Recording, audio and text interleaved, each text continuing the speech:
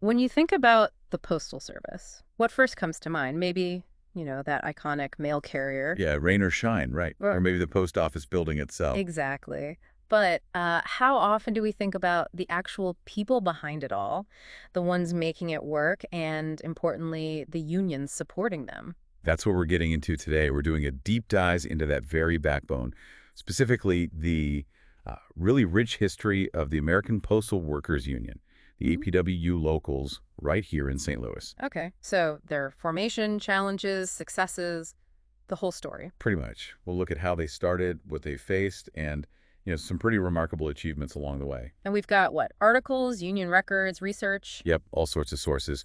Our mission here is to sift through them and really unpack the story of how this union evolved locally. We'll talk about the leaders who shaped it and even some maybe unexpected ways it helps members today. So think of this as your shortcut to understanding the power of postal workers right here in St. Louis. Exactly. And you'll see how these local actions, seemingly small sometimes, actually mirrored and even influenced national labor trends. Hmm. It's kind of a blueprint for how regular people can organize and have a real impact, not just for themselves, but for a public service we all rely on. Okay, let's kick things off. Where do we start? The very beginning. Makes sense. Let's go back to the 1970s. Nationally, the APWU itself was officially born July 1st, 1971. And that wasn't just some quiet agreement, right? It came out of something big. Oh, yeah. It emerged directly from the huge Great Postal Strike of 1970. That event forced the consolidation of 5 separate postal unions into one big one, a massive undertaking. Wow. And did that play out similarly here in St. Louis? It really did, almost mirroring the national scene. In 1972, just a year later, 4 distinct local postal craft unions here emerged. 4 locals. Yep, they came together to create St. Louis Local 8 of the APWU. Yeah. So you had clerks, maintenance folks, motor vehicle service workers, and others all under one banner. Bringing all those different groups together, especially right after a major strike, that sounds incredibly challenging. It was. How did the first president, Xanison Kirksey, handle that? He led from 72 to 75, right? What were the hurdles? Kirksey's role was absolutely foundational, his biggest challenge, bridging the gaps between those 4 unions that used to operate independently. Different cultures, different priorities, I imagine. Totally.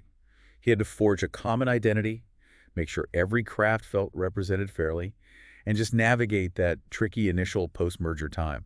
A lot of it was about building trust, making sure everyone felt heard. Okay, speaking of distinct groups, what happened when new specialized facilities started popping up, like the big bulk mail center, the BMC, in Hazelwood that opened in 74? Oh, the BMC, good question. That place was different, designed just for processing big parcels. So not your typical post office. Not at all. And crucially, the workers there actually petitioned to form their own separate local. Really? Separate from Local 8? Yeah. APWU Local 7043, the St. Louis BMC local, formed in the mid-70s. And this wasn't unique to St. Louis. Other BMCs around the country did the same thing. Why? What was the advantage? It let them focus specifically on the unique issues of that highly mechanized Hazelwood facility. The working conditions, the equipment. It was just a different world. Makes sense. And what about across the river in Illinois? Was there union presence there too? There was. You had the East St. Louis APWU Local 74, historically independent but much smaller. Oh, small. By around 2015, maybe only 10 members or so, it increasingly coordinated with the bigger St. Louis Gateway area local for support. So you've got the main local, the specialized BMC local, the smaller Illinois local.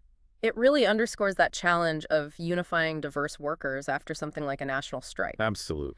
These local decisions, like letting the BMC have its own charter, must have really shaped how the union could adapt later on. It wasn't just about getting bigger, was it? Not at all. That move with the BMC allowing that specialization was actually pretty smart. It wasn't just size, it was about being agile. Agile! Yeah, letting them tackle their unique problems head on while still being part of the bigger APWU structure. That kind of flexibility probably helped them navigate future changes. Okay, so they got through those foundational years. What happened next? The 80s, 90s, 2000s. Did they just consolidate or did they start making waves? Oh, they definitely started making waves. They weren't just surviving. They were expanding, becoming this gateway of influence that reached beyond St. Louis. And get this, a major national event actually started right here. No kidding. What was it? St. Louis hosted the founding conference for APWU Power. Power. Yeah, Post Office Women for Equal Rights is the union's official women's committee. Their very first conference was held right here April 28th, 1979. A really trailblazing moment for women in the union movement. That is incredible. St. Louis is the birthplace for that. And leadership-wise, any standout figures from that era? Definitely. Teddy Days, he was local president from 79 to 85. Okay. But he didn't stop there. His rise was pretty remarkable. He became president of the state APWU organization, the Missouri Postal Workers Union, Wow. and then an assistant director for the Motor Vehicle Service Division at the national APWU level. So real influence. Huge influence. He even got involved internationally, helping South African unions during their 1994 elections. Shows you the kind of reach St. Louis leaders could have. That's amazing. What about the local structure itself? Did it change? Big time. In 1984, the Postal Service did this major reorganization into regional gateway districts. Ah, the gateway name. Exactly. So APWU Local 8 responded strategically. Through the late 80s and 90s, it started absorbing smaller locals from the surrounding associate post offices. Bringing them into the fold. Right. And that led to the name change.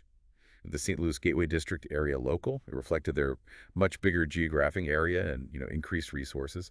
And the BMC local, 7043, did they get absorbed too? Nope, they stayed distinct. They kept participating in special national BMC meetings, which started way back in 1980. They were focused on issues like mechanization, worker accessing, stuff specific to those big centers. Even after the Hazelwood BMC got renamed a Network Distribution Center, or NDC. Yeah, they maintained that separate identity focused on the NDC issues. But did the two big locals work together, the Gateway District and the BMC NDC? Oh, absolutely.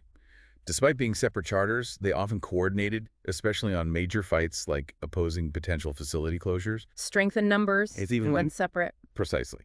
And by the 2010s, Local 8, the Gateway Local, was one of the largest APWU locals in the whole Midwest.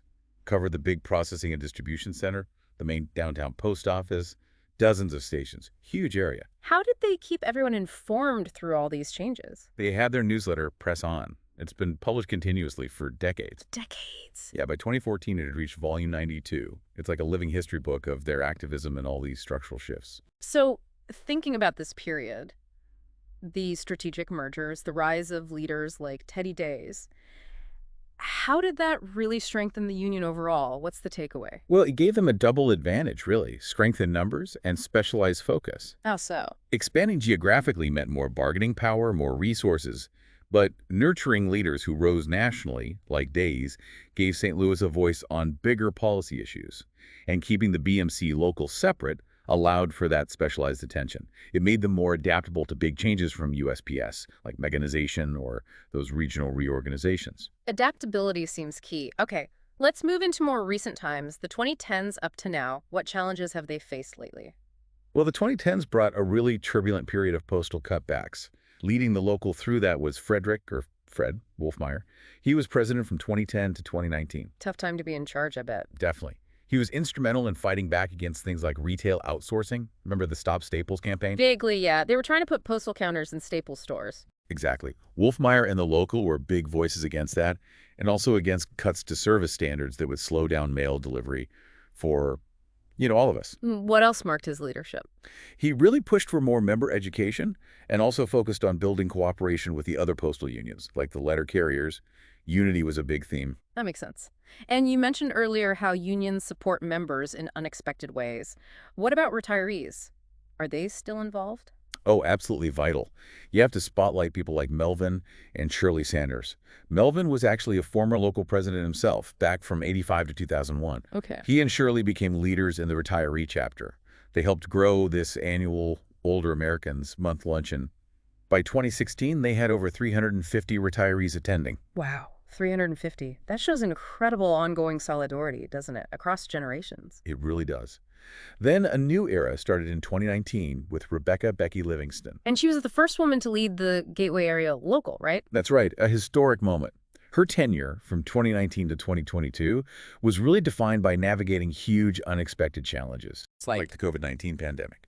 She had to adapt the union overnight, pushing hard for health and safety measures for workers on the front lines, implementing virtual meetings, modernizing how the local communicated to keep everyone safe and informed. A massive pivot. I can only imagine. And who's leading the fight now? The current president, since 2022, is William Bill Brady. He comes from the maintenance craft, a postal mechanic. Okay. And what's his focus? He's been very outspoken. against any plans to privatize the USPS, really hammering that message home. He's also a big advocate for bringing back postal banking. Postal banking. Interesting. Any specific actions? Yeah, for instance, in March 2025, he held a rally with members, putting out a stark warning. He said basically that privatizing the U.S. Postal Service will destroy 600,000 good union jobs. Very direct. That's a clear line in the sand. So where do the locals stand today? Is the BMC-NDC local still separate? It appears so. Local 7043, the NDC local, still seems distinct. Reports showed about 278 members as of 2024. And East St. Louis? Local 74 has mostly dwindled, as we mentioned. Any remaining members tend to coordinate with the larger Gateway area local now. So this isn't just dusty history then. These past struggles, these leaders, they directly inform the battles happening right now over workers' rights and the whole future of the public postal service. Exactly. It's a continuous story, a living history, still unfolding. Let's dig into the nuts and bolts a bit, the pillars of how they represent members. Where are these locals actually based? Right. So the main one, the St. Louis Gateway District area local, has its Union Hall and office down on South Broadway in St. Louis. That's the hub for meetings, member help, everything. And the BMC-NDC local? Local 7043 actually has office space right inside the Hazelwood NDC facility on Phantom Drive. Makes sense, being right where their members work. And East St. Louis Local 74? Historically, they met near their main post office, but now, like we said, support mostly comes through coordination with the bigger Missouri local. Got it. And how do they define who they represent? Is it geographic? Primarily, yeah. They use ZIP codes to define their territory. Okay, how does that break down? The Gateway District area local covers APWU craft employees in the 630X and 601XX ZIP code ranges. That's the Missouri side of the metro. And the NDC local? That's specific. It just covers the members working at the Hazelwood NDC facility itself. And East St. Louis? Local 74 covers the 622XX ZIP code area over on the Illinois side. So the system is set up to ensure basically every APWU represented postal worker in the whole metro area has a specific local they belong to. That's the goal. Everyone have a home local. Now, APWU isn't just one type of worker, it's multi-craft, right? What are the main crafts represented here in St. Louis? Good point. It's diverse. The largest group by far is the clerk craft. So the people at the window sorting mail. Exactly. Window clerks, mail processing clerks working behind the scenes. They're the core of Local 8, the Gateway Local. Okay. Who else? Then you have the maintenance craft. These are the incredibly skilled mechanics, electricians, custodians, the folks who keep the buildings running and, crucially, repair all that complex mail sorting machinery.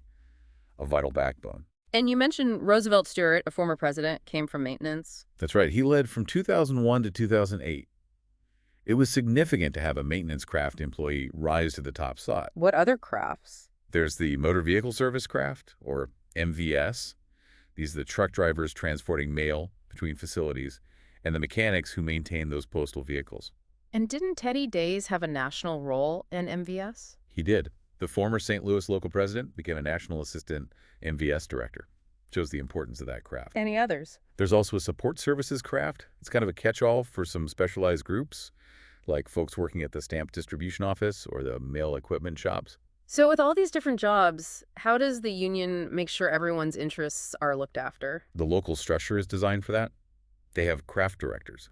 Each major craft elects directors to represent their specific concerns within the union leadership. Ah, so built-in representation. Exactly. And you even see it reflected in their newsletter, Press On. They publish specific reports from each craft director. It's not just active employees either, is it? Correct. APWU representation extends to postal retirees. They can join the local retiree chapter, like the one that Sanders led so actively. And there's also a veterans committee to help members, many of whom are vets, navigate their specific benefits and issues. When you lay it all out, the different locations, the specific territories, all these varied crafts, what really stands out is the sheer diversity. Right. You've got the person selling stamps, the mechanic under a sorting machine, the truck driver on the highway, all part of the same union community. How does this structure manage to bring them all together? It's really a testament to how a union builds that community. The structure, with craft directors and committees, ensures that no matter your specific job in this huge postal system, you have a voice, your unique concerns are heard. It creates that collective strength we've been talking about. You know, thinking about those jobs, especially processing mail or carrying it, it strikes me that postal work must be incredibly physically demanding. Oh, absolutely. It's tough work. Constant lifting, bending, repetitive motions. I imagine injuries are pretty common. What kinds of things do postal workers often face? You nailed it. Things like back strain, knee problems, shoulder issues, carpal tunnel syndrome, they're very common from the repetitive tasks and heavy lifting involved day in, day out. And that must mean dealing with doctors, therapy, and maybe workers' comp claims. Exactly, which often requires significant medical care and navigating some really complex government systems to get that care covered if it's a work-related injury. So this is another area where the union steps in beyond just contracts, offering practical help. Definitely. One key thing the APW does is educate members on their rights, especially when it comes to work injuries. For example, they stress the fundamental right workers have to choose their own doctor or therapy provider for a workers' compensation claim. Not just going where the Postal Service tells them to go. Right. They caution members against being limited only to USPS-referred networks, sometimes called things like aligned networks. The union emphasizes that choice belongs to the worker. Okay. And are there specific clinics or providers in St. Louis that members often turn to? Well, while the union can't formally endorse any specific provider, certain clinics become known within the postal community for understanding their needs. One that comes up is Restore Muscle and Joint out in Chesterfield. What makes them stand out? They gain attention because they specifically work with injured federal employees and even advertise support for postal workers. They offer chiropractic care, physical therapy, but crucially, they also help navigate the whole workers' comp process. The OWCP process. Exactly. The Office of Workers' Compensation Programs, OWCP, and the Department of Labor's rules under FECA, the Federal Employees Compensation Act. These systems can be incredibly bureaucratic and confusing for an injured worker trying to get benefits and treatment approved. So a clinic like Restore acts almost like a guide through that maze. That seems to be the idea. They position themselves as a kind of one-stop resource, providing the medical care, but also helping with the complex paperwork and procedures needed for an OWCP claim. They even do impairment ratings that can support the claim. How do members typically access that care then? The most common way is through an accepted OWCP claim. If the injury is work-related and the claim is approved, the Department of Labor covers the treatment 100%. Restore, or a similar clinic chosen by the worker, helps get the necessary authorizations and handles the billing. No out-of-pocket costs for the worker. And if it's not a work injury or the claim isn't accepted? Then, members can use their regular federal health insurance. APWU members often have plans like the APWU Health Plan or other options under the Federal Employees Health Benefits FEHB program. So stewards might informally suggest places like Restore? It happens. Stewards often hear from members about providers who understand the OWCP system and are genuinely helpful. So, while it's not a formal endorsement, they might pass along names of clinics known to be supportive and knowledgeable. Restore also does its own outreach, like sponsoring webinars or making YouTube videos aimed directly at postal employees, building that familiarity. Interesting. So it's like an unofficial ally. You could say that. A clinic like Restore becomes seen as an ally to the union members' well-being, not just treating the injury, but helping them manage the stressful claims process. It reinforces the union's stance on the right to choose care and helps ensure workers actually get the benefits they're entitled to. That really shows how union support goes way beyond the workplace floor, extending into members' health and navigating difficult life events. It's a very practical, tangible form of support. Okay, as we start to wrap up this deep dive, let's just quickly recap the journey we've covered. It's been quite a story. It really has. We start way back with those initial mergers in the early 70s, the birth of Local 8 after the big strike. Then saw the strategic gateway expansion, absorbing smaller locals, increasing their reach and resources. We talked about trailblazing leaders emerging from St. Louis, people like Teddy Days making a national impact, the founding of APWU Power right here. And we brought it right up to the present day, looking at the ongoing commitment to protecting workers' rights, fighting privatization, and even supporting members' health and well-being through things like navigating workers' comp. Yeah, the whole story highlights this incredible resilience and adaptability from the APWU locals here. Think about the leaders we discussed. Zenison Kirksey laying the foundation. Teddy Days rising nationally, Melvin and Shirley Sanders keeping retirees engaged. Fred Wolfmeyer fighting cutbacks. Becky Livingston navigating the pandemic as the first woman president. And now Bill Brady leading the current fights. They haven't just shaped local union affairs. Their work really contributes to the wider labor movement, doesn't it? Absolutely. Their dedication is clear. So maybe a final thought for you, the listener, to ponder as you go about your day. Think about this. How does this specific local grassroots history of a union like the APWU right here in St. Louis, how does it reflect the bigger picture? The broader challenges and, yes, the triumphs of organized labor, especially as the economy keeps changing. And maybe consider, what does their ongoing fight to protect public services, like the Postal Service itself, actually mean for your community? Mm. For the essential services and institutions that maybe we sometimes take for granted. Something